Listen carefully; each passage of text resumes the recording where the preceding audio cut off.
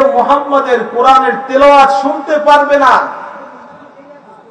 যে শুনতে যাবে সবার সামনে প্রকাশ্যে তার বিচারের ব্যবস্থা করা হবে। আইন পাশ করছে কে? মাতবর।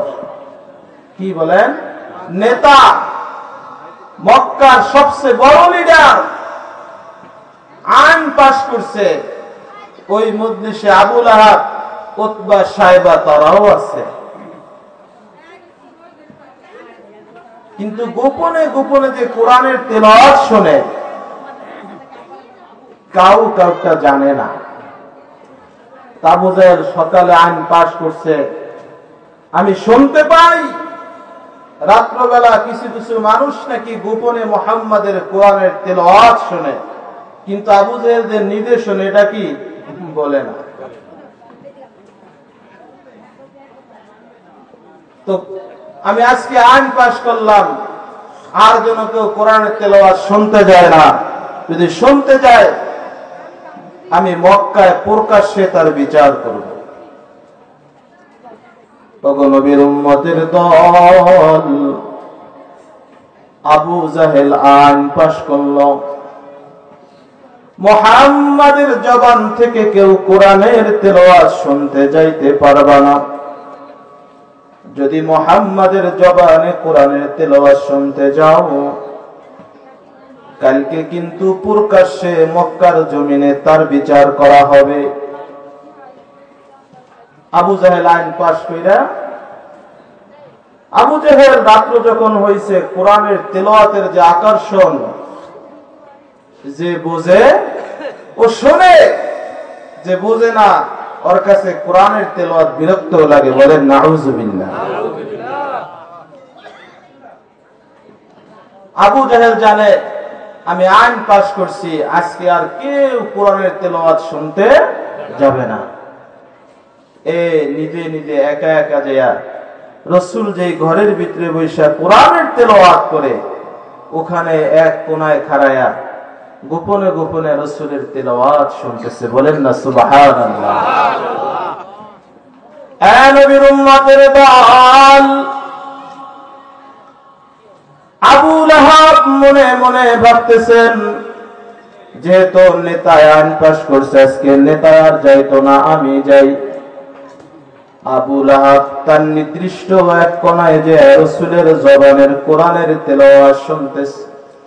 উতবা মনে মনে বলতেছে, আজকে মনে হয় কেউ যাবে না, তিনিও গিয়েছেন। সাইবা মনে মনে ভাবে, আজকে কেউ যাবে না, তিনিও গেছেন।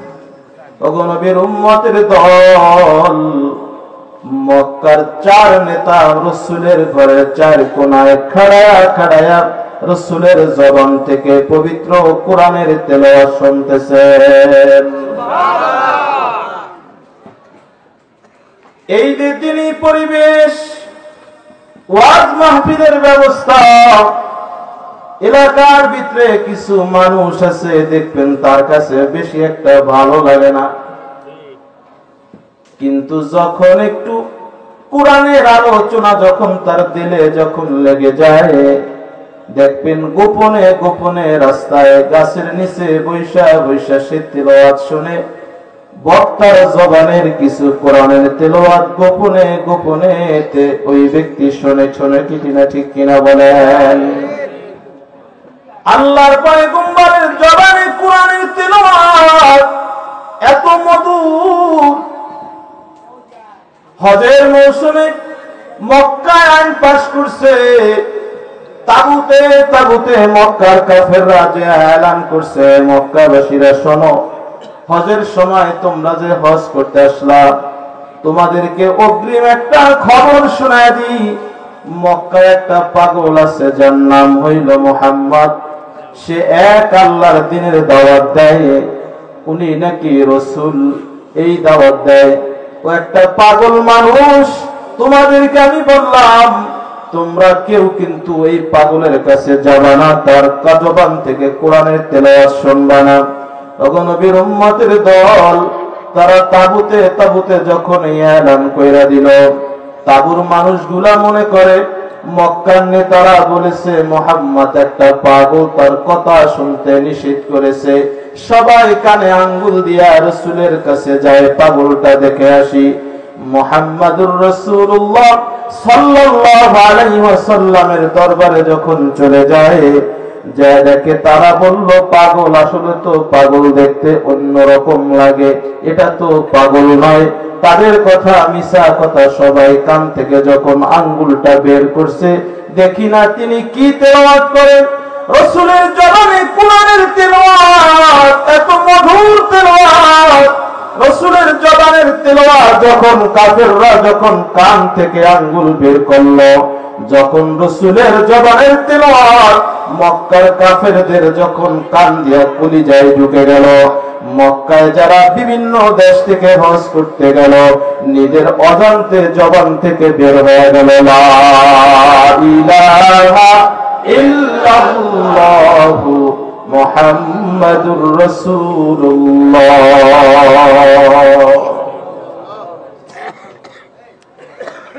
তো মহান আল্লাহ তাআলা আপনাকে আমাকে এই শ্রবণ শক্তি দান করেছেন, এটা রবের বিশাল বড় একটা নেয়ামত, ঠিক কিনা বলেন? তো আল্লাহ তাআলা এই অসংখ্য অগণিত নিয়ামতের মধ্য থেকে সবচেয়ে বড় যে নিয়ামতটা মহান আল্লাহ তাআলা আপনাকে আমাকে দান করছেন, ওই মহামূল্যবান নিয়ামতের নাম হইল ঈমান। কি বলেন? ঈমান। ঈমান। এই ঈমান আল্লাহ পাক আপনাকে আমাকে দান করছেন। অসংখ্য অগণিত মানুষকে আল্লাহ পাক পৃথিবীর বুকে সৃষ্টি করেছেন, কিন্তু সবাইকে আল্লাহ পাক ঈমানের নিয়ামত দান করেন নাই। আপনাকে আমাকে ঈমানের নিয়ামত দান করেছেন। এই ঈমানকে যদি আমি আপনি মজবুত করে যদি কবর পর্যন্ত নিয়ে যাইতে পারি, আমার আপনার কবরটা হবে জান্নাত। যদি আমার আপনার ঈমানকে কবর পর্যন্ত নিয়ে যাইতে না পারি, তো আমার আপনার কবরটা হয়ে যাবে একটা জাহান্নামের টুকরা। বলেন না নাউযুবিল্লাহ। কিছু মানুষ ঈমান আনার পরে শয়তানের ধোঁকায় পরে আবার ঈমান থেকে খারেজ হয়ে গেছে। বলেন নাউযুবিল্লাহ। শুরুতে মুসলমান, শেষে দেয়া মুশরিক হয়ে গেছে। কিছু মানুষ শুরুতে মুশরিক, কিন্তু আল্লাহ পাক শেষে দেয়া ঈমানের দৌলত দান করছেন, সে জান্নাতি হয়ে দুনিয়া থেকে কবরে গেছে। বলেন না সুবহানাল্লাহ। কিন্তু আমার আপনার এই ঈমানের ভিতরে ভেজাল ঢুকানোর জন্য একজন আছে, একজন, ওনার নাম কি? ইবলিস। কি নাম? ইবলিস। আমি আপনি যে ইবাদত বন্দেগী করি, মনে মনে অনেক সময় জাগে, আমি যে ইবাদত করতেছি, মনে হয় এই ইবাদতের মাধ্যমে আমি জান্নাতি হয়ে যাব। কিন্তু সম্ভব নয়। যদি মহান আল্লাহ তাআলা আমার আপনার ইবাদতকে কবুল না করেন, তাহলে এই ইবাদতের মাধ্যমে জান্নাতে যাওয়া সম্ভব। নবীর উম্মতের দল হযরত ঈসা আলাইহিস সালাতু ওয়াস সালাম থেকে আমার পয়গম্বর পর্যন্ত মধ্যবর্তী সময় কোন নবী দুনিয়ায় নাই। 100 বছর নয়, 200 বছর নয়, 600 বছর মাঝখানে কোন পয়গম্বর আল্লাহ পাক দুনিয়ায় পাঠান নাই। এই 600 বছর মাঝখানে একজন আল্লাহর বুজুর্গ নাম, একজন আল্লাহর বুজুর্গ ছিল, যার নাম ছিল যে কিতাবের ভিতরে লেখে, ওই বুজুর্গর নাম ছিল বরসিনা। কি নাম বলেন? বরশিসা। বুজুর্গ এমন আবেদ, একটানা 70 বছর আল্লাহ পাকের ইবাদত করছেন। 70 বছরের ভিতরে 1 মিনিট সময় আল্লাহর ওই বান্দা কখনো আল্লাহর জিকির থেকে গাফিল হয় না। 70 বছর আল্লাহর ইবাদত করে আল্লাহর গোলাম, 70 বছর শয়তান তারে ধোঁকা দেয়, কিন্তু ইবলিস 70 বছর ধোঁকা দিয়া তার ঈমান থেকে খারিজ করতে পারে না। ইবলিস তার সমস্ত বাহিনী নিয়ে মিটিং এ বসছে, পরামর্শ করলো, হে আমার দোস্তরা শোনো, এই জামানার সবচেয়ে বড় আবেদ হইল বর্ষিসা। যেমন আবেদ 70 বছর আল্লাহর ইবাদত বন্দেগী করে, তোমরা আসো আমাকে পরামর্শ দাও। 70 বছর আল্লাহর ইবাদত করে তারে আমি ধোঁকা দিয়া তারে ঈমান থেকে আমি খারিজ করতে পারি না, তারে আমি ঈমান থেকে সরাইতে পারি না। তোমরা আমাকে সহযোগিতা করো, তারে কেমনে গুমরা করা যায়। একজনের শয়তানের মধ্যে এক শয়তান ছিল যাকে বলা হয় গোরা শয়তান। গোরা শয়তান বলে, হে আমাদের নেতা ইবলিস, তুমি চিন্তা করিও না, আমারে দায়িত্ব দাও। এই বর্ষিসাকে আমি ঈমান থেকে অল্প দিনের মধ্যে আমি তার ঈমান থেকে বেঈমান বানাই ফেলাব। গোরা শয়তান ইবলিস বলে, তোমারে দায়িত্ব দিলাম, যাও তুমি বর্ষিসাকে ঈমান থেকে তুমি খারিজ করে দাও। এই গোরা শয়তান এক মারাত্মক শয়তান। এই শয়তান আল্লাহর পয়গম্বরকেও ধোঁকা দেওয়ার জন্য গেছিল, বলেন নাউজুবিল্লাহ। হযরত জিবরাইল আলাইহিস সালাতু ওয়াস সালাম একদিন বসে রইছেন, গোরা শয়তান আল্লাহর পয়গম্বরকে ধোঁকা দেওয়ার জন্য আসছে। হযরত জিবরাইল আলাইহিস সালাতু ওয়াস সালাম এই গোরা শয়তানকে দেইখা তার পাখা দিয়ে এমন জোরে বাড়ি মারছে, গোরা শয়তান রাসূলের মজলিস থেকে সইরা অনেক দূরে যায় পড়ছে। এই গোরা শয়তান ইবলিসকে বলে, আমি দায়িত্ব নিলাম অল্প দিনের মধ্যেই বর্ষিসাকে আমি মুসলমান থেকে আমি তারে কাফের বানাবো, বলেন নাউজুবিল্লাহ। এ নবীর উম্মতের দল, বর্ষিসা একটা ঘরের ভিতরে বৈশা 24 ঘন্টা আল্লাহর ইবাদত বন্দেগী করত, আল্লাহর জিকির করত, আল্লাহর তাসবিহ পড়ত। 10 দিন পর তিনি একদিন রোজাও রাখতেন না, নামাজও পড়তেন না, কোন ইবাদত করতেন না। আবার তিনি 10 দিন পরে একদিন বিরত দিয়ে আবার তিনি ইবাদত বন্দেগী করতেন। যে ঘরের ভিতরে বৈশা বর্ষিসা আল্লাহর ইবাদত করে, গোরা শয়তান ওই তার ঘরের দরজায় যে তারে ডাক দেয়, বর্ষিসা।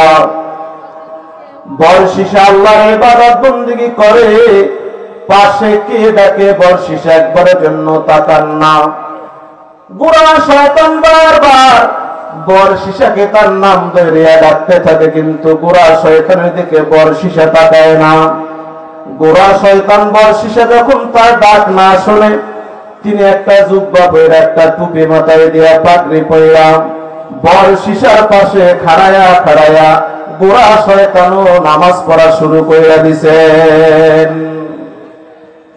একদিন নয়, 2 দিন নয়, 10 দিন পর্যন্ত গোরা শয়তানকে বর্ষিসার পাশে বসে ইবাদত বন্দেগী করতে থাকেন। 10 দিন পরে বর্ষিসা একদিন যে বিশ্রামের টাইম, তিনি বিশ্রামে যায়। বিশ্রাম থেকে আইসা দেখে গোরা শয়তানকে তো আর সে চেনে না। শয়তান ভেষ ধরছে, জুব্বা পরছে, টুপি মাথায় দিছে। বন্ধুরা আমার, এবার বর্ষিসা এসে দেখে গোরা শয়তান যেই জায়গায় নামাজ পড়ছে, বর্ষিসা ওই জায়গায় খাড়ায় নামাজ পড়ছে। গোরা শয়তানকে দেখা বর্ষিসা মনে মনে বলে, তুমি কে গো? বলে, 10 দিন আগে আমি তোমাকে ডাক দিয়েছিলাম, আমি ওই আল্লাহর বান্দা। বলে, তুমি কেন এখনো যাও নাই? বলে, আপনার সাথে একটু কথা না বললে আমি যাইতে পারি না।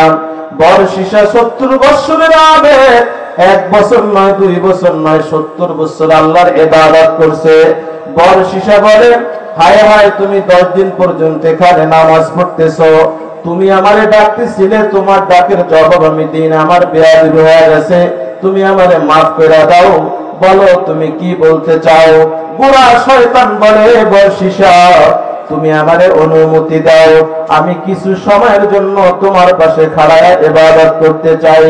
এবার বর্ষিসা বলে, না, আমি তোমার আমার পাশে ইবাদতের অনুমতি দিব না। গোরা শয়তান বলে, না, অনুমতি দাও। বর্ষিসা বলে, না না, তোমার আমি অনুমতি দিব না। কিন্তু গোরা শয়তান ইবলিসের কাছে ওয়াদাবদ্ধ হয়েছে, আমি বর্ষিসার 70 বছরের ইবাদত নষ্ট না করা পর্যন্ত আমি তার পিছন কিন্তু ছাড়বো না। বর্ষিসা বলে, না, চলে যাও, আমার কাছে তোমার কোনো জায়গা নাই। বর্ষিসা তার অনুমতি দেয় নাই। বর শিশা খাড়া খাড়ে আল্লাহর ইবাদত করে, কিন্তু গোড়া শয়তান তার পিছন ছাড়ে না। একদিন নয়, 2 দিন নয়, 40 দিন বর শিশার পাশে বৈশা বৈশা গোড়া শয়তান নামাজ পড়ে। ও বাবা, তোমাকে আমাকে শয়তান ধোঁকা দেয়, এমন ধোঁকা দেয় বলেই বসে নামাজ পড়া লাগবে না।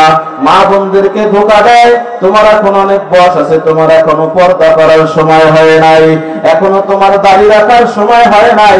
শয়তান আপনাকে আমাকে এমন ধোঁকার ভিতরে ফেলা দেয়। বর শিশা এবার তার থাকার অনুমতি দেয় নাই, কিন্তু গোড়া শয়তান 40 দিন বর শিশার পাশে বৈশা নামাজ পড়ে, আল্লাহর জিকির করে। 40 দিন পরে তাকাই দেখে এখনো ওই যে 40 দিন পূর্বে যে তার পাশে থাকার অনুমতি চাইছিল ওই লোকটা এখনো পাশেই খাড়ায় নামাজ পড়ে। এবার বর শিশা ডাক দিয়ে বলে, ভাই তোমার আমি অনুমতি দি নাই, তুমি কেন আমার পাশে তুমি এখনো নামাজ পড়তেছো, কারণটা কি বলো? বলে, আমি তোমারে ছাইরা যাব না, আমি তোমার পাশে নামাজ পড়তে চাই। এবার বর শিশা বলে, যাও তুমি ইবাদত বন্দেগী করো। 1 বছর এবার এই গোড়া শয়তান 1 দিন নয়, 2 দিন নয়, 1 মাস নয়, 2 মাস নয়, 1 বছর বর শিশার পাশে বৈশা আল্লাহর ইবাদত করছে এবং 1 বছরে একটা রোজাও সে কাজা করে না। এবার বর শিশা ডাক দিয়ে বলে, হে ভাই, তুমি 1 বছর তুমি নামাজ পড়লে, রোজা রাখলা, তুমি তো আমার চেয়ে অনেক বড় আবেদ। আসলে কি সে আবেদ নেই? সে কেডা বলেন? গোড়া শয়তান। দেখছেন নি, লেবাস ধরছে জুব্বা, লেবাস ধরছে টুপি, লেবাস ধরছে দাড়ি, লেবাস ধরছে পাগড়ি। আসলে জুব্বার দোষ নাই, টুপির দোষ নাই, পাগড়ির দোষ নাই, দোষ হলো তার কলবের। ঠিক কিনা বলেন? উম্মতের দল, গোড়া শয়তান 1 বছর রোজা রাখলেন, 1 বছর ইবাদত বন্দেগী করলেন। 1 বছর পরে গোড়া শয়তান বর শিশা থেকে বিদায় হয়ে যায়, বলে, আসসালামু আলাইকুম ওয়া রাহমাতুল্লাহ। বর শিশা আমি চলে যাই, আমার আরেকজন দোস্ত আছে, আমি তার কাছে যাইতেছি। বর শিশা ডাক দিয়ে বলো, আবেদ, 1 দিন নয়, 2 দিন নয়, তুমি 1 বছর আমার পাশে বসে ইবাদত করলা, তুমি এখন কই যাবা? তুমি যে যাইতেছো আমার বড় মায়া লাগে, 1 বছর তুমি আমার পাশে বসে বসে ইবাদত করলা। এবার এই গোড়া শয়তান বলে, না আমি আর থাকতে পারবো না, আমার আরেকজন বন্ধু আছে, আমি তার কাছে যাব। এবার গোড়া শয়তান বলে, হে বর শিশা, আমি তোমারে 2টা দোয়া শিখাই যাইতে চাই, যদি তুমি দোয়া 2টা মুখস্থ করে নাও, এর 2টা উপকার হবে। বলে, কি উপকার হবে? 1 নম্বর উপকার, তুমি যখন এই দোয়াটা পড়া কোনো কুষ্ঠ রোগের উপরে ফু দিবা, তখন ওই ব্যক্তির কুষ্ঠ রোগ ভালো হয়ে যাবে। আর এই দোয়াটা পড়া কোনো দুঃখী মানুষের গায়ে যখন তুমি ফু দিবা, ওই দুঃখী লোকটা সুখী হয়ে যাবে। এই দোয়াটা পড়া যখন তুমি ভূত জিন পেত্নির কোনো ব্যক্তির যখন ঘাড়ের উপরে সোয়ার হয়, এই দোয়া পড়া যখন তুমি ফু দিবা, তখন ওই ব্যক্তির ভূত পেত্নি জিন থেকে আল্লাহ পাক হেফাজত করবে। গোড়া শয়তান দাওয়া করে বর শিশাকে এই 2-3টা দোয়া শিখায় যায়। বর শিশা বলে, না না, আমি তোমার দোয়া মুখস্থ করতে চাই না, তুমি চলে যাও। এবার গোড়া শয়তান বলে, বর শিশা, আমি তোমার ভালো চাই, নাও নাও, তুমি যে রোজা রাখো, নামাজ পড়ো, ইবাদত বন্দেগী করো, এর চেয়ে এই দোয়াগুলো অনেক দামি। বর শিশা মনে করে, আল্লাহর এই বান্দা 1 বছর আমার পাশে ইবাদত করছে, আমার চেয়ে বড় আবেদ, যেহেতু বলতেছে দোয়াগুলো পড়ার জন্য, দোয়াগুলো বর শিশা মুখস্থ কইরা নেয়। মুখস্থ করার পরে, এটা তো আসলে আবেদ না, এটা হলো একটা গোড়া শয়তান। কিছু দূর যাওয়ার পরে দেখতেছেন একটা যুবক রাস্তা দিয়ে আসতেছে। গোড়া শয়তান কি করলো, এই যুবকের মাথার উপরে একটা ফু লাগায় দিল। ফু লাগানোর পরে কিতাবের ভিতরে লেখে, এই যুবকটা তো সময় সুস্থ ছিল, কিন্তু এই গোড়া শয়তান ফু দেওয়ার সাথে সাথে যুবকটা পাগলের মতন অসুস্থ হয়ে যায়। গোড়া শয়তান এবার ফকিরের ভেষ ধরছে। ফকিরের ভেষ ধইরা এই যে যুবকের গায়ে ফু দিছে, তার বাসায় গেছে। বলে, শুনলাম যে তোমার ছেলের বা তোমার আত্মীয় নাকি জেনে ভূতে চাপছে, আমি একজন কবিরাজ, আমি যদি তারে চিকিৎসা করে হতে পারে সে সুস্থ হয়ে যাবে। নবীর উম্মতের দল গোড়া শয়তান যায় ওই যুবককে দেখার পরে গোড়া শয়তান বলতেছেন, আরে আমার সুস্থ করা সম্ভব নয়, তবে একটা ঠিকানা আমি বলে দিই, ওই ঠিকানা মতন যাও, যে তারে বলবা তুমি একটু আমার গায়ে শরীরে ফু দাও, তুমি তো অনেক দোয়া জানো, অনেক বড় আবেদ।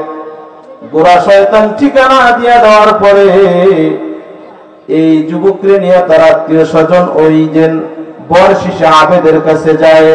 আবেদকে বলে, ও আবেদ, তুমি না একজন বড় আবেদ, এই যে আমার সন্তান অসুস্থ, তুমি একটু তারে ফু দিয়া দাও। যুবক এই বরশিশা বলে, না না, আমি ফু দিতে পারবো না। সবাই অনুনয় বিনয় করে, হে আল্লাহর গোলামরা শোনো, কান লাগায়া, শয়তান কত বড় ধোঁকাবাজ। এবার বরশিশা যখন তারে ফু দেয়, ফু দেওয়ার সাথে সাথে ওই যুবকটা সুস্থ হয়ে যায়। এবার এই বরশিশার কথা তামাম এলাকার ভিতরে বড় কি হইতে লাগলো, জানাজানি হইতে লাগলো। অসুস্থ ব্যক্তির যখন বরশিশা ফু দেয়, অসুস্থ ব্যক্তি সুস্থ হয়ে যায়। এবার এই ইবলিস গোড়া শয়তান কি করলো, যাইতে যাইতে যাইতে যাইতে বনি ইসরাইলের বাদশার একটা মেয়ে, বড় সুন্দরী মেয়ে, এই ইবলিস যে ওই সুন্দরী মেয়ের গায়ে দিয়ে ফু লাগাই দিছে। ফু লাগানোর সাথে সাথে এই মেয়েটা অসুস্থ হয়ে গেছে। গোড়া শয়তান আবার কবিরাজের ভাও ধইরা এই যে বাদশার মেয়ের গায়ে যে ফু দিয়েছে, এই বাদশার ইন্তেকাল করছে, তার সন্তানরা আছে, তার ছেলেদের কাছে যে বলে, তোমার বোন যে অসুস্থ হয়েছে, তোমার বোনকে সুস্থ করার জন্য আমি এক যুবকের ঠিকানা দিব, তার কাছে যাও, এবং তার কাছে গেলে তোমার বোন সুস্থ হয়ে যাবে। হে আল্লাহর বান্দারা, গোড়া শয়তান ঠিকানা দেওয়ার পরে যুবকের ভাইরা এই যে বাদশার কন্যাকে যে গোড়া শয়তান ফু দিছে, তারে নিয়ে ওই যে বরশিশার কাছে যায়। বরশিশার কাছে যাওয়ার পরে বরশিশাকে বলে, নাও নাও, আমার বোনটা অসুস্থ, তুমি একটু তার গায়ে ফু দাও। বরশিশা বলে, আমি অন্য মহিলার গায়ে ফু দিতে পারি না। বলে, না না, তুমি যদি তারে সুস্থ করো, আল্লাহ তোমাকে সওয়াব দিবে, তুমি একটু ফু দাও। বরশিশার কাছে তারে রাইখা যায়, বলে, সুস্থ না হওয়া পর্যন্ত তোমার কাছে তারে রাইখা গেলাম, যখন সুস্থ হবে আমরা তাকে নিয়ে যাব। বরশিশা রুমের ভিতরে মেয়েটাকে রাইখা যায়। বরশিশা ওই যে গোড়া শয়তান যে দোয়া শিখাই দিছিল, এই দোয়া পয়রা ফু দেওয়ার সাথে সাথে এই যে রাজ আর মেয়েটাকে সাথে সাথে আল্লাহ সুস্থ বানায় দেয়। এবার ইবলিস গোড়া শয়তানকে ধোঁকা দেয় যে এক ঘরের ভিতরে এত সুন্দর একটা রাজার মেয়েকে রাইখা গেছে। গোড়া শয়তান তারে ধোঁকা দিয়া বলে, তুমি এখন তাকে ব্যবহার করো। বলে, নাউজুবিল্লাহ। গোড়া শয়তান তাকে বলতেছে, তুমি ব্যবহার করো, তুমি পরে তওবা করে নিবা। তুমি পরে কি করে নিবা? তওবা করে নিবা। এই আল্লাহর বান্দারা, কান লাগাই শোনেন, শয়তান এরকম আপনাকে ধোঁকা দেয়, আমাকেও ধোঁকা দেয়। এবার শয়তান বরশিশাকে এমন ধোঁকার ভিতরে ফেলা দেয়, বরশিশা এই মেয়ের সাথে মিলন করে। বলেন নাউজুবিল্লাহ। অবৈধ সম্পর্কের কারণে এই রানীর পেটের ভিতরে একটা সন্তান আসে। গোড়া শয়তান এবার আসছে, বলে, আমি তোমার দোস্ত, তুমি কি কাম করলা? একজন বাদশার মেয়েকে তুমি এরকম কেন করলা? তোমার এখন কঠিন বিচার হবে। এবার বরশিশা বলে, ভাই, বাঁচার জন্য তুমি আমার একটা পন্থা বলে দাও, কেমনে আমি বাঁচতে পারি? গোড়া শয়তান বলে, বাঁচার একটা পথ আছে। বলে, কি পথ? বলে, তুমি এই মেয়েটাকে এখন হত্যা করে এই ঘরের ভিতরেই দাফন করে দাও। এই আল্লাহর বান্দারা, কান লাগায় শুনে নেন, শয়তান আমাদের বন্ধু নয়, শয়তান হইল আমাদের শত্রু, আমাদের দুশমন। বরশিশা 70 বছরের জন্য আবেদ, গোড়া শয়তান ধোঁকা দিয়া এবার এই মেয়েটাকে হত্যা করে, এবার তারে মাটির ভিতরে দাফন করে দেয়। দাফন করে দেওয়ার পরে বাবা গোড়া শয়তান এবার এই মেয়ের ভাইয়ের কাছে যে বলে, শুনে খবর, বলে কি? বলে দেখো, ওই যে তোমার বোনকে যার কাছে রাইখে আসছো সে তো তারে হত্যা করে মাটির ভিতরে দাফন করে দিছে। এবার এই বাদশার সন্তানরা ঈশা এবার এই বর্ষিসাকে সবাই মিলে ধরছে, বলে তুমি কি আমার বোনকে হত্যা করছো? শয়তান বলে তুমি স্বীকার করে নাও, যদি তুমি স্বীকার না করো, এক তো তুমি হত্যা করছো, এই বিচারের সম্মুখীন হবা, যদি তুমি স্বীকার না করো আর তো তুমি মিথ্যা অপবাদে তুমি বিচারের সম্মুখীন হবা। বর্ষিসা বলে হ্যাঁ আমি হত্যা করছি। এবার তার রায় হয়েছে, তারে ফাঁসি দেওয়া হবে। ফাঁসির পূর্বে গোড়া শয়তান বর্ষিসাকে ডাক দিয়া বলেন, এ বর্ষিসা, তোমার আমি ফাঁসির রশি থেকে বাঁচায় দেব, একটা পথ আছে। এবার বর্ষিসা বলে কি? তুমি আমারে বলে দাও। এবার বর্ষিসাকে গোড়া শয়তান বলে, তুই যদি আমার পায়ে একটা সেজদা দাস, তোরে ফাঁসি থেকে আমি বাঁচায় দিব। শয়তানের উদ্দেশ্যই ছিল, শয়তানের ইচ্ছাই ছিল যে ইমানদারকে, মুসলমানকে আমি শিরক করায়া তারে মুসলমানিতের খাতা থেকে নাম কাটায়া তারে আমি কাফের বানায়া দুনিয়া থেকে কবরে পাঠাবো। বলেন নাউযুবিল্লাহ। এবার বর্ষিসা চিন্তায় পড়ে যায়, বলে আমি 70 বছরের জন্য আমার সব ইবাদত বন্দেগী শেষ, যদি আমি এখন গোড়া শয়তানের পায়ে সিজদা না করে আমার ফাঁসি হয়ে যাবে। বর্ষিসা 70 বছরের আবেদ ভাই, গোড়া শয়তান বলার সাথে সাথে সে তার পায়ে সিজদা লাগাই দেয়। বলেন নাউযুবিল্লাহ। এবার গোড়া শয়তান ডাক দেয়, বলে বর্ষিসা, তুমি কি আমাকে চিনো? আমার পরিচয় কি তুমি জানো?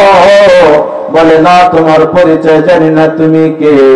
গোড়া শয়তান বলে, বর্ষিসা, তুমি চিনতে ভুল করছো, আসলে আমি তোমার বন্ধু নয়, আমি হইলাম শয়তানের মধ্য থেকে একজন শয়তান।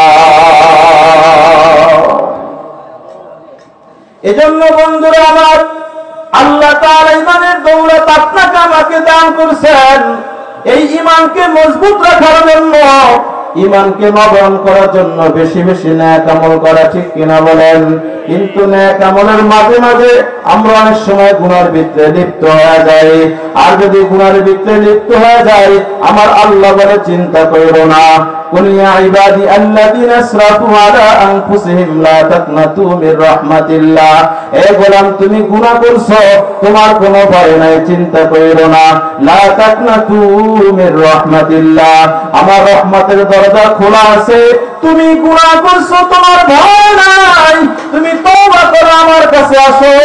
ওই যে দেখো না, মুসা নবীর জামানায় একজন রমণী সুন্দরী, ওই জামানার সবচেয়ে বিশ্ব সুন্দরী, এমন সুন্দরী ওই রমণী, কিন্তু আল্লাহ বলতে আল্লাহকে বিশ্বাস করে না, নামাজ পড়ে না, রোজা রাখে না, আল্লাহ নবী মুসাকে সে নবী হিসেবে স্বীকার করে না। আল্লাহ পাক তারে এমন সৌন্দর্য দান করছেন, ওই বিশ্ব সুন্দরী বনি ইসরাইলের জামানায়, ওই এলাকার ওই জামানার যত যুবক, সমস্ত যুবক এই মহিলার জন্য পাগল। এই মহিলাকে আল্লাহ পাক এমন রূপ সৌন্দর্য দান করছেন, এই মহিলার জন্য সবাই পাগল, এলাকার যুবক সবাই মহিলার জন্য পাগল। এই মহিলা তার সতীত্ব বিক্রি করে টাকা কামাই করে। কিন্তু বাবারা আমার, আল্লাহ পাক যাকে ঈমানের মতন দৌলত দান করবেন, আল্লাহ পাক যাকে ইচ্ছে হেদায়েত দিবেন, আল্লাহ পাক যাকে ইচ্ছে হেদায়েত দিবেন না রে বাবা।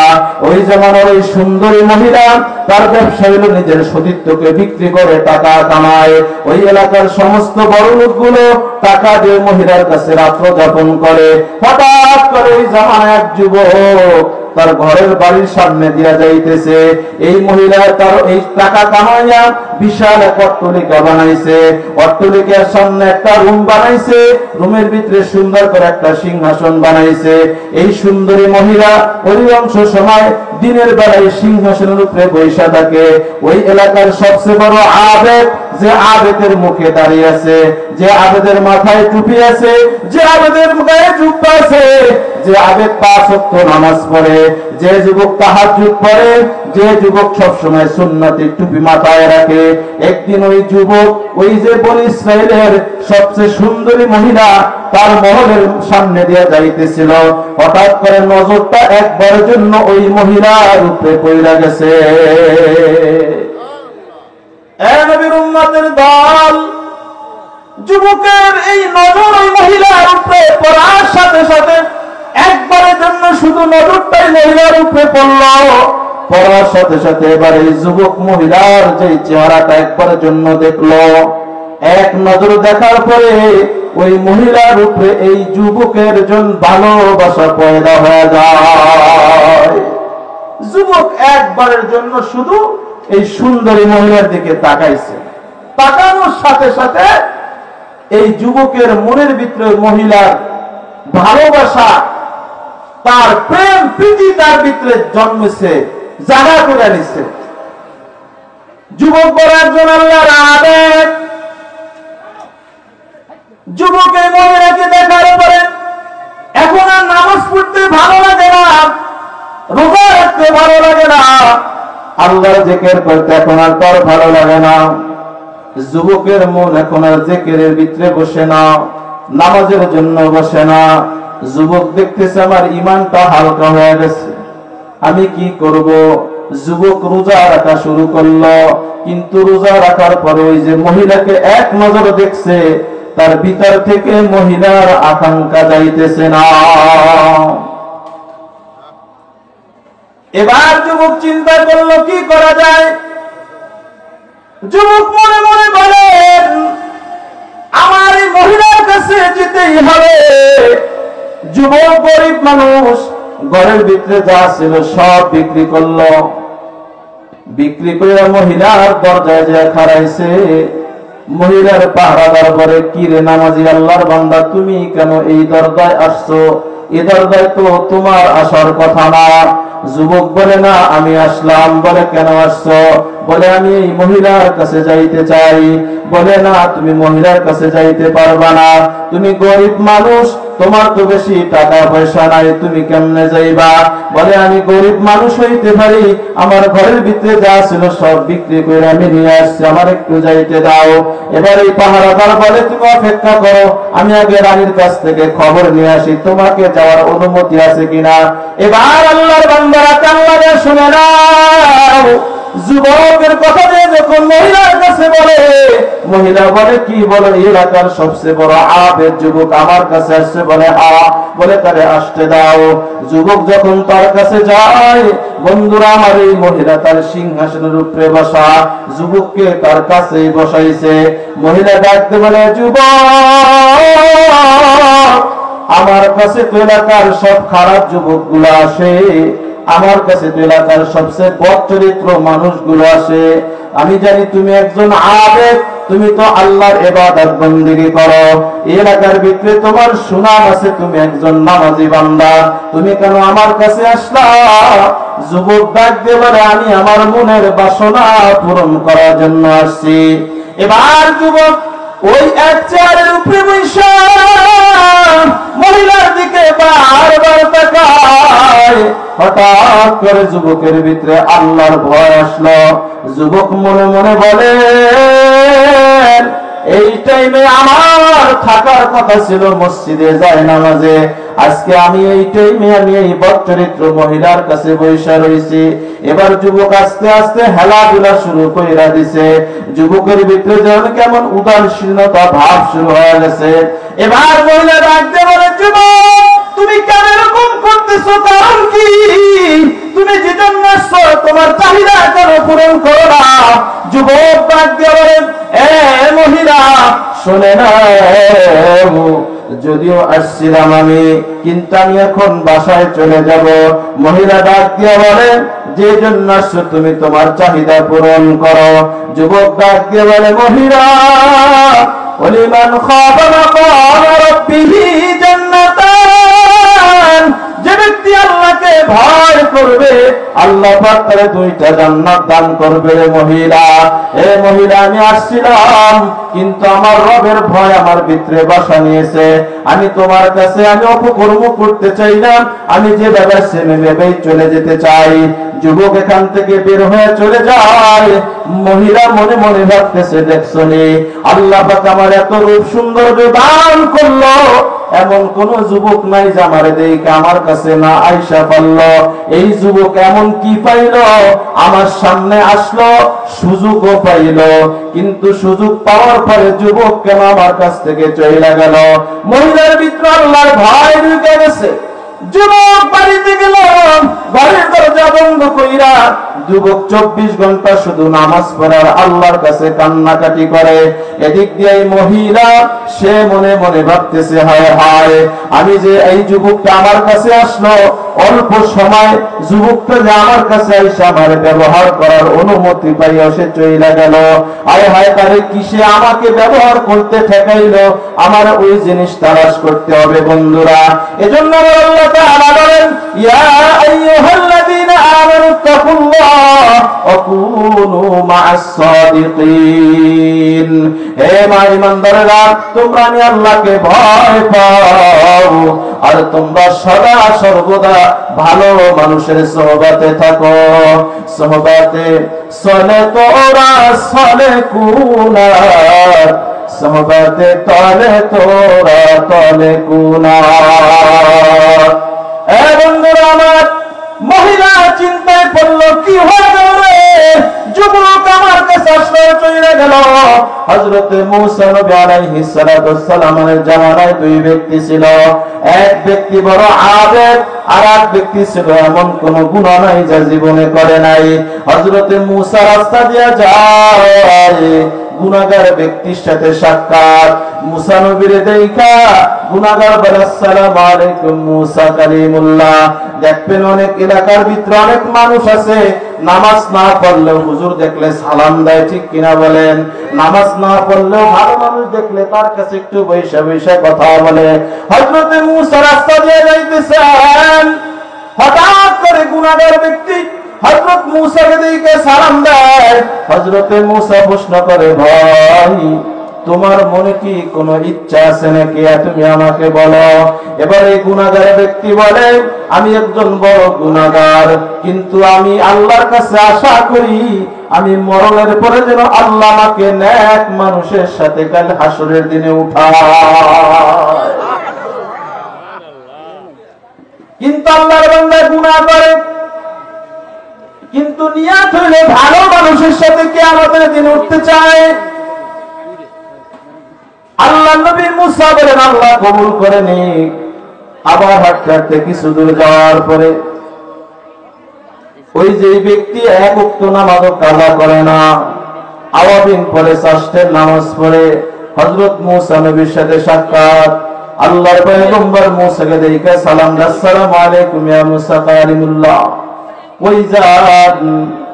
হযরতে মূসা বলে, ভাই তোমার কোনো ইচ্ছা আছে নাকি?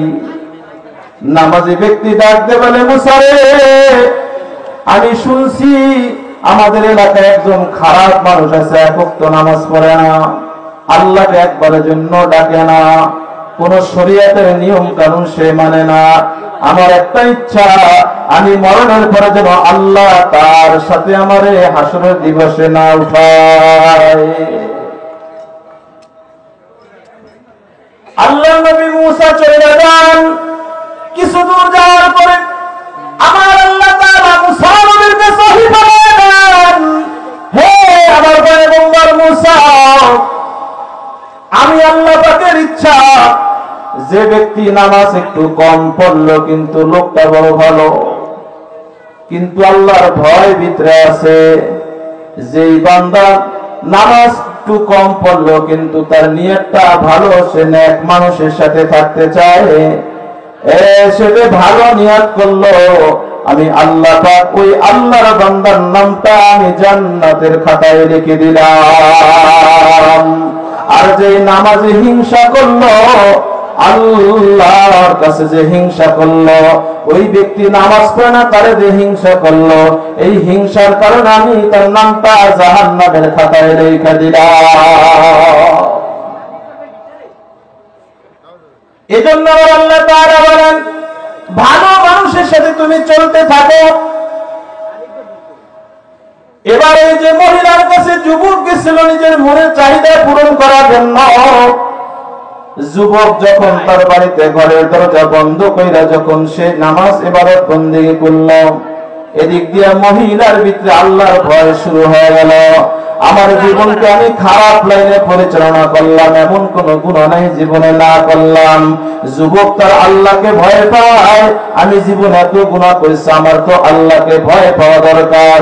মহিলা তার ঘর থেকে একটা সাদা কাপড় পরিধান কইরা সে হযরত মূসা নবীর কাছে গেছেন, যায় দেখি আমি 70 বছর জিনা করলাম, 60 বছর জিনা করলাম, 50 বছর আমি মিথ্যা কথা বললাম, সুদ খাইলাম, ঘুষ খাইলাম, এমন কোন গুনাহ নাই জীবনে করলাম না। আমি একটু মসজিদের হুজুরের কাছে যায় দেখি, তার কাছে যায় একটু দেখি আমার তওবার কোন রাস্তা খোলা আছে নাকি।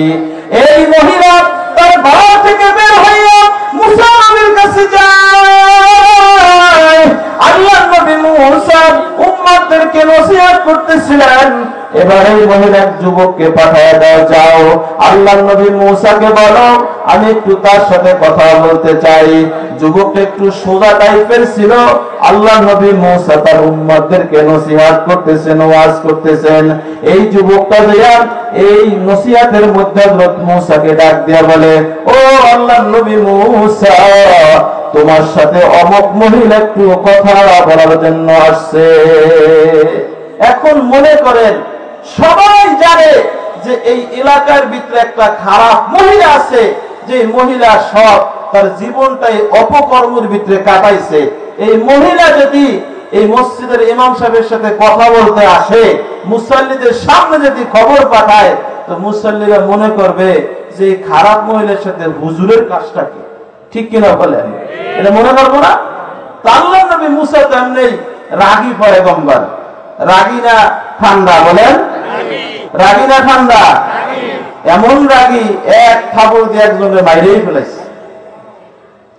তো মূসা নবীর কাছে এই সরল সোজা যুবক যে বলে, এক মহিলা আসছে, ওই মহিলা আপনার সাথে কিছু কথা বলতে চায়। আল্লাহর নবী মূসা তো রাগী পয়গম্বর, অনেক রাগী, তার একটু তোতলা ছিলেন আল্লাহর নবী মূসা, অনেক রাগী।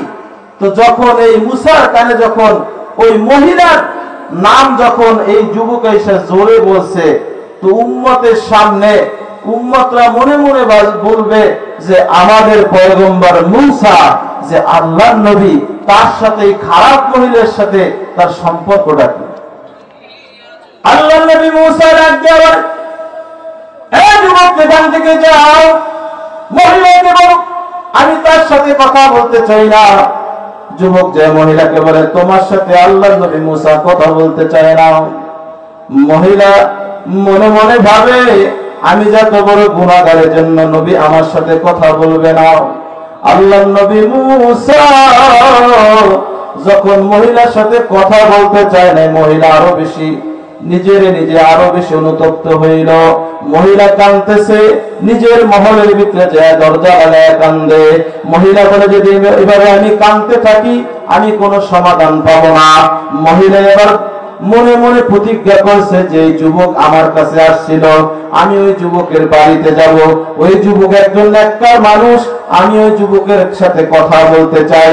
মহিলা একটা পুরান কাপড় পরিধান কইরা রাত্রবেলা গোপনে গোপনে যুবকের বাড়ি যায়। সারা রাত্র যুবকের ঘরের দরজার সামনে মহিলা খাড়ায় থাকে। সকালবেলা যখন হয়, মহিলাকে দেখায় এই বাড়ির মানুষে বলে, তুমি কেন আসছো?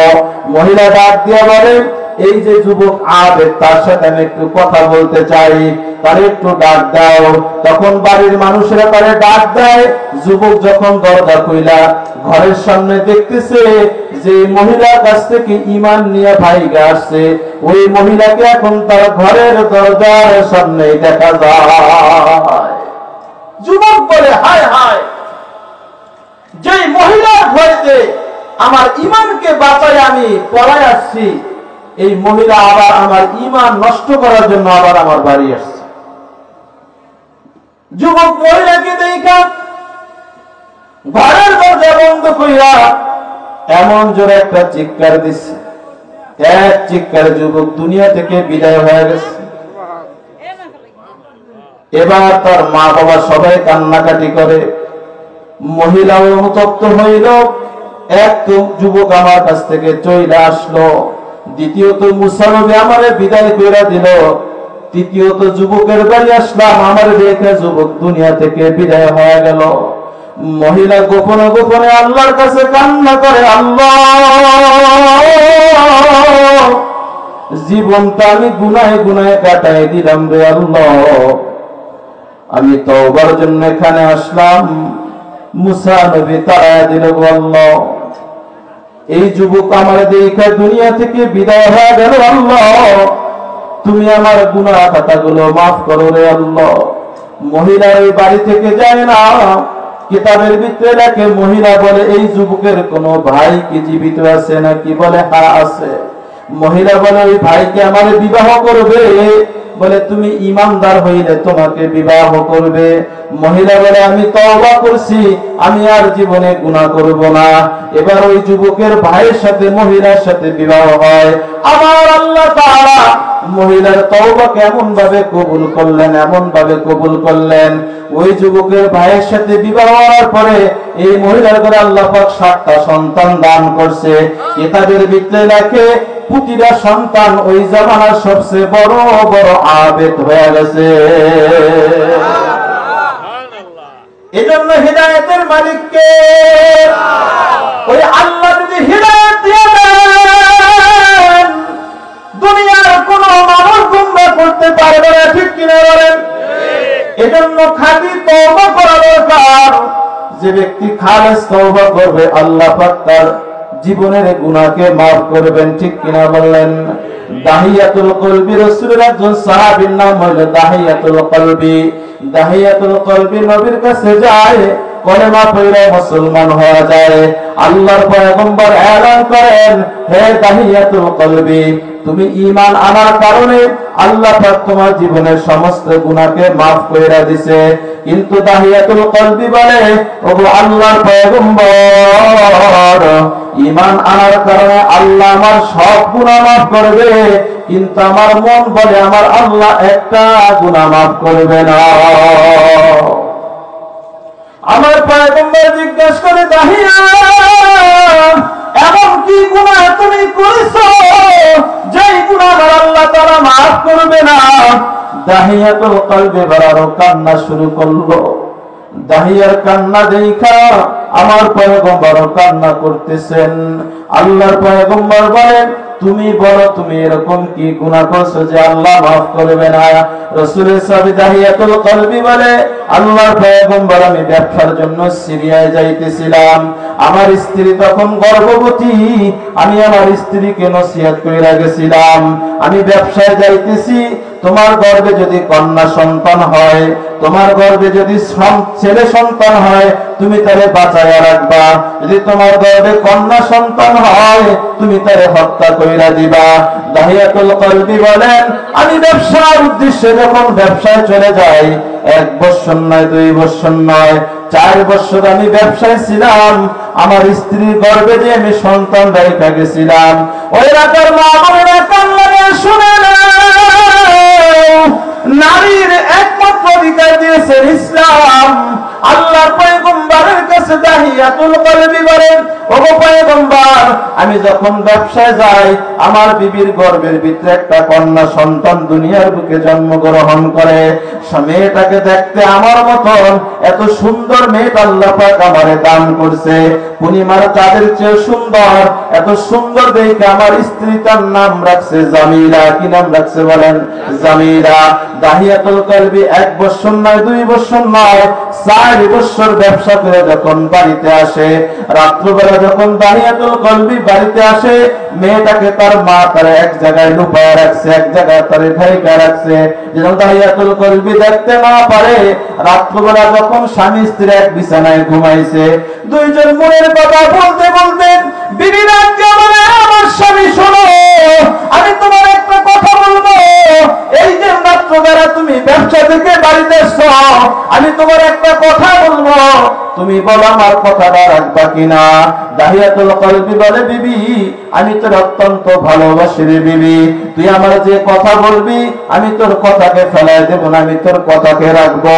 দাহিয়াতুল কলবির স্ত্রী বলে, স্বামী গো আমার, আপনি যখন ব্যবসার জন্য গিয়েছিলেন, আমার যে গর্ভ অবস্থায় রাখছিলেন স্বামী, আপনি বলছিলেন ছেলে হইলে তারে বাঁচাইয়া রাখবা, মেয়ে হইলে তারে তুমি হত্যা করবা। কিন্তু স্বামী গো, আপনি ব্যবসা যাওয়ার পরে আল্লাহ তাআলা আমার গর্ভে একটা মেয়ে সন্তান দান করেছেন। স্বামী দেখতে আপনার মতন দেখা যায়, এত সুন্দর, আমি তার নাম রাখছি জামিলার স্বামী। আপনি আমার কাছে ওয়াদাবদ্ধ হন, আপনি এই কন্যাটাকে হত্যা করবেন না। ওই জামানায় যে ঘরে কন্যা সন্তান জন্মগ্রহণ করত, সে নিজেকে অপমানিত মনে করত, লজ্জিত হইত, এজন্য মেয়ে সন্তানকে জীবিত মাটির ভিতরে দাফন কইরা দিত। নবীর উম্মতের দল কান্না ভালো করে শুনে নাও, আমার আল্লাহ তাআলা বলেন, কুল ইয়া ইবাদিয়াল্লাযীনা আসরাফু আলা আনফুসিহিম লা তাকনাতু মির রাহমাতিল্লাহ ইন্নাল্লাহা ইয়াগফিরুয যুনুবা জামিআ ইন্নাহু হুয়াল গফুরুর রহিম।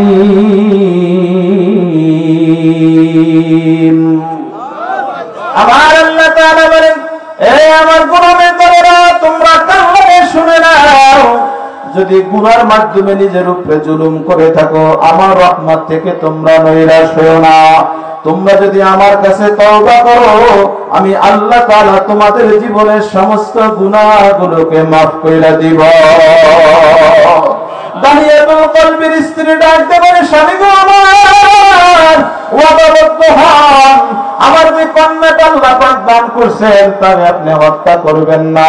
দাহিয়াতুল কলবি রাত্রবেলা বিবির আবদার পূরণ করতে যায়, বলে ঠিক আছে আমি তারে হত্যা করব না। সকালবেলা দাহিয়াতুল কলবি বলে, আমার কন্যাটাকে একটু আমারে দেখতে দাও। দাহিয়াতুল কলবির মনটা একটু নরম নরম দেখা তার স্ত্রী মেয়েটাকে বের করে তার হাতে দেয়। মেয়েটা বাবাকে দেখা আব্বা আব্বা আব্বা বইলা তারে ডাইকা তার হাত ধরে তার বাড়ি ধরে, রে বাবা। দাহিয়াতুল কলবি তারে দেখে তার একটু মায়া লেগে যায়, হত্যা করতে পারে না। রাত্রবেলা যখন ঘুমাইতে যায়, একদিকে দাহিয়াতুল কলবির স্ত্রী ঘুমায়, আর একদিকে দাহিয়াতুল কলবি ঘুমায়। 4 বছরের কন্যা সন্তানটা স্বামী স্ত্রীর মাঝখানে ঘুম পড়া দেয়। মাঝে মাঝে মেয়েটা মার দিকে ফিরে মা বলে ডাক দেয়, মাঝে মাঝে বাবার দিকে ফিরে বাবা বলে ডাক দেয়। দাহিয়াতুল কলবির কপালে চুমা দেয়, গালে চুমা দেয়, ঠোঁটে চুমা দেয়, আব্বা আব্বা বইলা ডাকে। এই যে 4 বছরের কন্যা সন্তানটা, কিন্তু দাহিয়াতুল কলবির মনটা যদি একটু নরম হয়েছিল, সকাল বেলায় মনে মনে চিন্তা করতেছে, হায় হায়, আমার মক্কায় তো অনেক দোস্ত বন্ধু আছে, যদি আমি সকালবেলা তাদের কাছে যাই, তারা যাতে জানে যে আমার ঘরে একটা কন্যা সন্তান আছে, তারা আমারে শরম দেবে, লজ্জা দিবে, আমি অপমানিত হব না, না আমি সহ্য করতে পারবো না। এবারে কান্না শুনে সবাই আমার শরম দিবে, লজ্জা দিবে। দাহিয়াতুল কলবি তার স্ত্রীকে ডাকতে বলে, স্ত্রী গো আমার, আমি অনেক দিন হয়েছে তোমার বাড়ি, তোমার বাবার বাড়িতে যাই না, আমি ব্যবসা থেকে আসলাম, আমার কন্যাটাকে একটু তুমি সাজায় গুছায় দাও, আমি তার নিয়ে তার মামা বাড়ি থেকে একটু ঘুরে আসি, বেড়ায় আসি। দাহিয়াতুল কলবির স্ত্রী 4 বছরের মেয়েটাকে সাজায় গুছায় নতুন জামা পরায় দাহিয়াতুল কলবির হাতে তুলে দেয়। দাহিয়াতুল কলবি যখন তার কন্যাকে নিয়ে যখন তার শ্বশুর বাড়িতে রওনা দেয়, এই মেয়েটা ডাক দিয়ে বারবার বলে, আম্মু তুমি না বলছিলে আমার বাবা একটা পাষাণ, আমার বাবা একটা খারাপ মানুষ। মা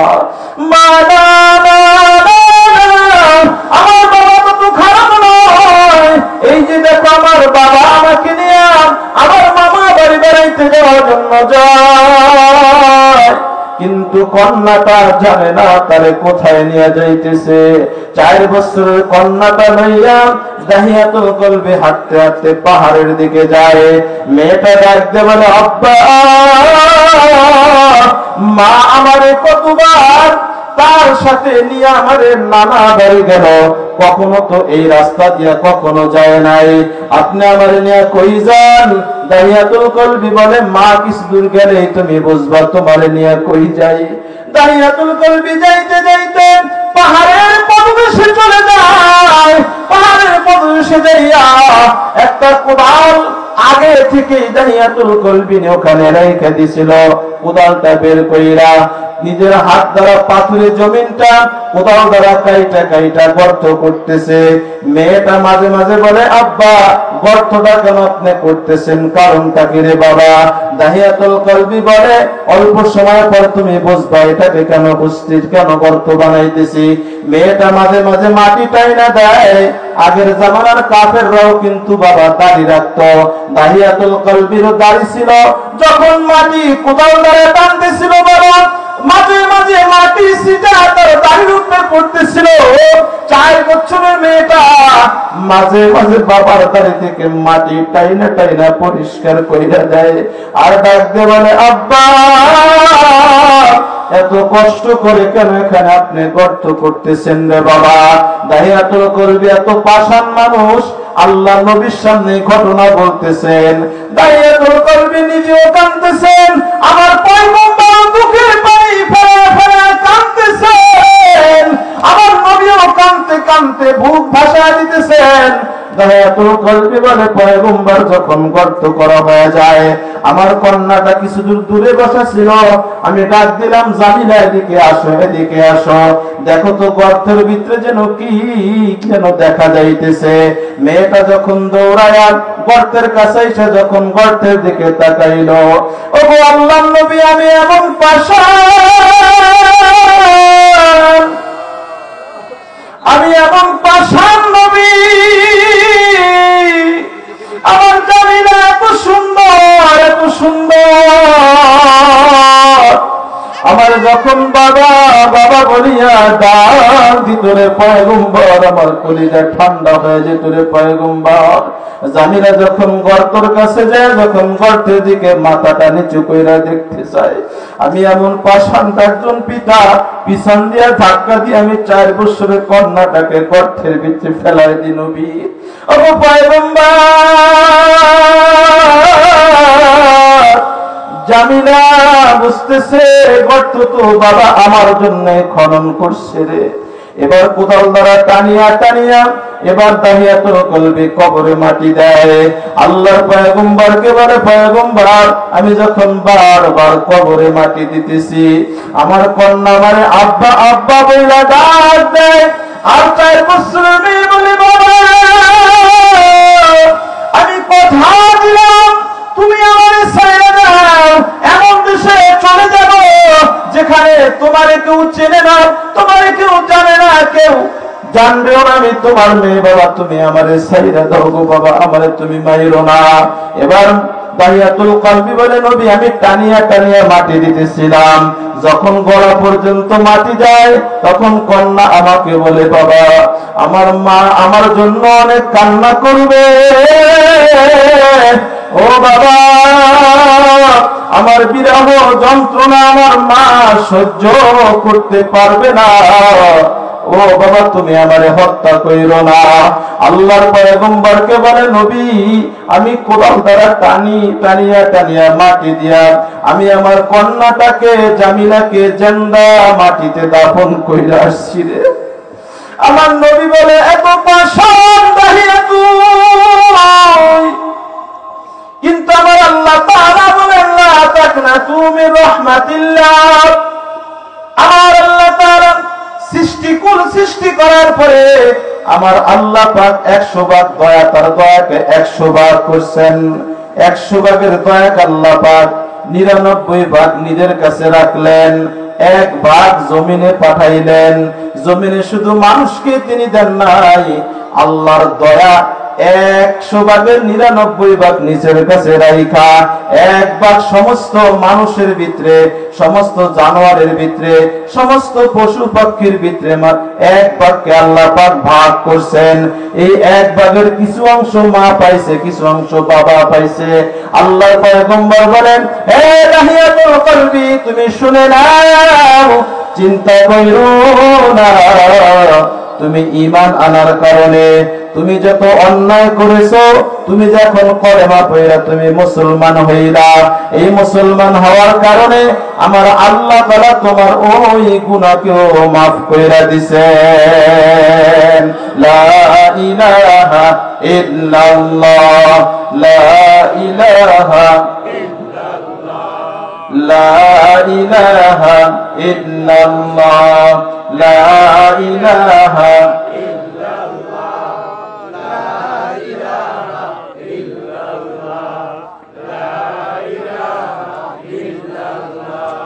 لا إله إلا الله،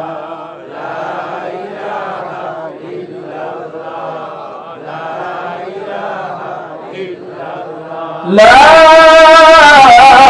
إله إلا الله মুহাম্মাদুর রাসূলুল্লাহ।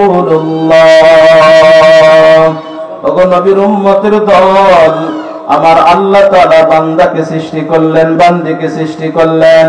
আমার আল্লাহ তাআলা বলে, বান্দা বান্দি, দুনিয়ার ভিতরে তোকে আমি নফসিয়াত দান করলাম, তোরে আমি দুনিয়ার ভিতরে লোভ লালসা দান করলাম। তুই চিন্তা করিস না রে ওগো গোলামের দল, লোভে পড়ে গুনাহ করবি, কিন্তু আমি আল্লাহর কাছে মাফ চাবি, আমি আল্লাহ মাফ করব। এ গোলামের দল, সম্পদের লোভে পড়ে গুনাহ করবি, চিন্তা করিস না, আমি আল্লাহর কাছে মাফ চাবি, আমি আল্লাহ তাআলা মাফ করব। এ গোলামের দল, চিন্তা করিস না, যত অন্যায় করছিস ভয় না, আমি আল্লাহর কাছে মাফ চাবি, আল্লাহ মাফ করব। আমি আল্লাহর এক নাম রহমান, আর এক নাম হইল রহিম। আমি আল্লাহ পাক মাফ করার জন্য বান্দা তোর পিছনে পিছনে দৌড়াই। এ বান্দা, তুই 60 বছর নামাজ পড়স নাই, 50 বছর নামাজ পড়স নাই, এ গোলাম তোর ভয় নাই, আমি আল্লাহর কাছে ফিরাই, তওবা কর। এমন তওবা করবি যে এমন তওবার পিছনে তুই লেগে যাবি, এমন তওবা করবি যে জীবনে আর গুনাহ করবি না। যদি এরকম খালেস তওবা করতে পারস গোলাম, আমি আল্লাহ তাআলা তোর জীবনের সমস্ত গুনাহ মাফ করব। কাল হাসরের দিবসে আমার বাবারা, আমার আপনার হায়াতের হিসাব হবে, আমার আপনার নিয়ামতের হিসাব হবে। যদি হিসাব দিতে না পারি, আল্লাহর আদালত আপনিও ধরা খাবেন, আমিও ধরা খাবো। এজন্য পর্দার আড়ালের মা বোনেরা, কান ধরে শুনে নাও, এই ঘরের ভিতরে বাড়ির ভিতরে তুমি একদিন বউ হিসেবে আসছিলে মা, একদিন তুমি এই ঘর থেকে তুমি লাশ হয়ে বের হয়ে যাবা। আমার আজকের ঘটনা শোনেন, গতকালকে আমাদের এলাকায় পুরানীগঞ্জে একটা মহিলা মারা গেছে, মাত্র 33 বছর বয়স। কিছুদিন পূর্বে তার ছেলেটাও মোটরসাইকেল অ্যাক্সিডেন্ট করে মারা গেছে। বাবা, মৃত্যু এমন একটা জিনিস, আমার আল্লাহ তাআলা বলেন, কুল্লু নাফসিন যায়িকাতুল মাউত। মৃত্যু এমন একটা জিনিস, 1 সেকেন্ড আগে হবে না, 1 সেকেন্ড পরে হবে না। আমার আপনার আল্লাহ একটা হায়াত দিয়েছেন, এই হায়াতের একটা সীমা রেখা আছে কি নাই বলেন? এই দুনিয়ার দিন আমার বাবা ছিল, আপনার দাদা ছিল, কত মুরব্বী দুনিয়ায় ছিল, আজকে দুনিয়ায় অনেকেই নাই। আমিও দুনিয়া থেকে চলে যাব, আপনিও চলে যাবেন। এই এলাকার যুবকরা কান্না শুনে নাও, তোমরা একদিন চলে যাবা। এই দুনিয়া থেকে যখন মানুষ চলে যায়, যুবক শোনান, কত যুবকের লাশের খবর পাওয়া যায়, কত মহিলার লাশের খবর পাওয়া যায়, এমনকি মায়ের গর্ভ থেকে বাচ্চা মৃত্যু অবস্থায় আসে কি আসে না বলেন? এই দুনিয়ার বাহাদুরি বাবা কয়দিন, অল্প দিনের বাহাদুরি দিয়ে আল্লাহ পাক পাঠাইছেন রে বাবা। যখন দুনিয়া থেকে তুমি বিদায় হইবা, একজন পুরুষের জন্য 3টা কাপড়ের ব্যবস্থা করা হয়েছে। যত বড় বিল্ডিং এর মালিক হও না কেন, মৃত্যুর বিছানায় পড়ে দেখো, তোমার আর বিল্ডিং এর ভিতরে নেবে না, তোমার উঠানের ভিতরে রাইখা একটা খাট বিছান, এক পাতিল গরম পানি কইরা, এক একটা কালো মসুরি টানায় তোমার কিন্তু জীবনের শেষ গোসল দিয়ে দিবে। ছেলে কানবে বাবা বাবা বলে, বাবা একটা ডাকের জবাবও দেবে না। মেয়ে কানবে মা মা বলে, মা একটা ডাকের জবাবও দেবে না। এই রাতের যুবকরা কান লাগে শুনে নাও, যারা এখনো নামাজ পড়ো না, আল্লাহর হুকুম মানো না, কবরে গেলে কিন্তু বাবা কেউ রক্ষা পাবে না। কবরে গেলে কিন্তু তোমার হিসাব দিতেই হবে, ঠিক কিনা বলেন? হাদিসের ভিতরে আল্লাহর পয়গম্বর বলেন, কয়েকটা জিনিস চলে যাওয়ার আগে কয়েকটা জিনিসকে গনিমত মনে করো। এর ভিতরে একটা হইল হায়াত শেষ হয়ে যাওয়ার আগে হায়াতকে মূল্যায়ন করতে শেখো, ঠিক কিনা বলেন? আর একটা বিষয় হইল যৌবন চলে যাওয়ার আগে যৌবনকে তোমরা মূল্যায়ন করতে শেখো। আর একটা রাসূল বলেন, অসুস্থতার আগে তুমি সুস্থতারে তুমি মূল্যায়ন করতে শেখো। আর একটা পয়গম্বর বলেন, ধন সম্পদ থাকতে ধন সম্পদ চলে যাওয়ার তুমি কদরদারি করো। এই রাতের যুবকের রাতের মুরব্বীরা, পর্দার মা বোনেরা শুনে নাও, যদি এখন তুমি মৃত্যুবরণ করো, তোমারে কিন্তু ঘরের ভিতরে উঠাবে না রে বাবা। মরণ এমন একটা জিনিস, মরতে দেরি হয়, নিজের সন্তান বলে জলদি করে দাফন করে দাও। যেই সন্তানের জন্য তোমার হায়াতটাকে তুমি কাজের ভিতরে ব্যয় করলা। এমন অনেক ব্যক্তিকে দেখা যায়, বলে ভাই তুমি কেন নামাজ পড়ো না? বলে আমি অনেক কাজের ভিতরে ব্যস্ত থাকি, ঠিক কিনা বলেন? অনেক যুবককে যখন প্রশ্ন করা হয়, যুবক তুমি কেন মসজিদে যাও না? বলে হুজুর এখনো মসজিদে যাওয়ার আমার টাইম হয় নাই, এখন হইলে আমার খেলাধুলার সময়। যুবক শুনে নাও, মালাকুল মউত যখন আসবে 1 মিনিট আগে নয়, 1 মিনিট পরে নয়, নির্দিষ্ট সময় তোমার মালাকুল মউত ধরবে। মালাকুল মউত এমনকি কারো কাছে বইলে আসবে না। পৃথিবীর শুরু লগ্ন থেকে কিয়ামত পর্যন্ত শুধু এক ব্যক্তির কাছে মালাকুল মউত অনুমতি নিয়ে আসছে, উনি হইলেন আমার আপনার পয়গম্বর। আমার আল্লাহ তাআলা বলেন, মালাকুল মউত জিবরাইল আমার পয়গম্বরের কাছে যাইবা, আমার পয়গম্বর যদি তার জান কবজ করার অনুমতি দেয় তার জান কবজ করবা, আমার পয়গম্বর যদি অনুমতি না দেয় তুমি তার জান কবজ করবা না।